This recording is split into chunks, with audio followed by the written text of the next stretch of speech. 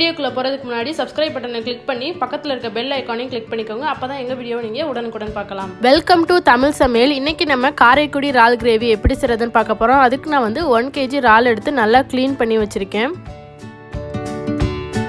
10 சின்ன வெங்காயம் நல்லா கட் பண்ணி வச்சுருக்கேன். ஒரு சின்ன தக்காளி எடுத்திருக்கேன். 2 பச்சை மிளகாய் எடுத்திருக்கேன். உங்கள் காரத்துக்கு தகுந்த மாதிரி நீங்கள் பச்சை மிளகாய் எடுத்துக்கோங்க.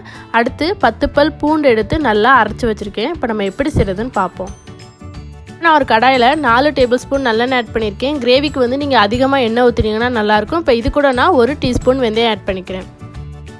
இப்போ வெந்தயம் நல்லா பொரிஞ்சிருச்சு. இது கூட நான் கட் பண்ணி வச்சுருக்க சின்ன வெங்காயத்தை ஆட் பண்ணிக்கிறேன். சின்ன வெங்காயத்தை இப்போ நல்லா வதக்கிக்கலாம். இப்போ வெங்காயம் நல்லா வதங்கிருச்சு. இது கூட நான் தக்காளி பச்சை மிளகாய் ஆட் பண்ணிக்கிறேன். இதை நல்லா இப்போ நம்ம வதக்கிக்கலாம். இப்போ வெங்காயம் தக்காளி நல்லா வதங்கிருச்சு. இது கூட நான் பூண்டு விழுது ஆட் பண்ணிக்கிறேன். இப்போ அதை நம்ம நல்லா வதக்கிக்கலாம்.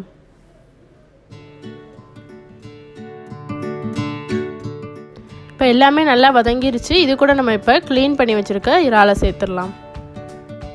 இப்போ நம்ம இது கூட மசாலா சேர்த்துக்கலாம். நான் 1 டீஸ்பூன் மஞ்சள் தூள் சேர்த்துக்கிறேன். அடுத்து 2 டீஸ்பூன் மல்லித்தூள். அடுத்து 2 டீஸ்பூன் சீரகத்தூள். அடுத்து 1 டீஸ்பூன் மிளகுத்தூள் சேர்த்துக்கிறேன்.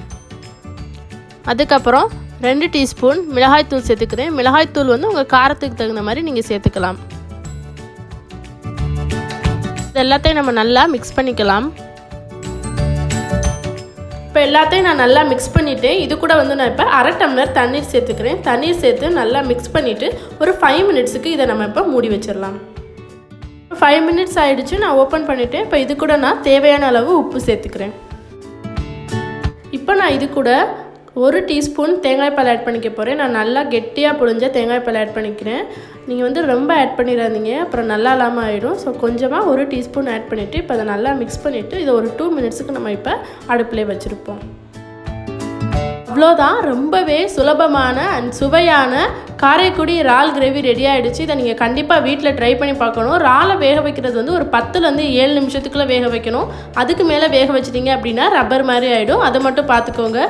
ஸோ கண்டிப்பாக இந்த ரெசிபியை நீங்கள் வீட்டில் ட்ரை பண்ணி பார்த்துட்டு எப்படி இருந்துச்சுன்னு கமெண்ட் பாக்ஸில் கமெண்ட் பண்ணுங்கள். லைக் ஷேர் பண்ணுங்கள். மறந்துடாமல் சேனலையும் சப்ஸ்கிரைப் பண்ணிக்கோங்க. தேங்க்யூ.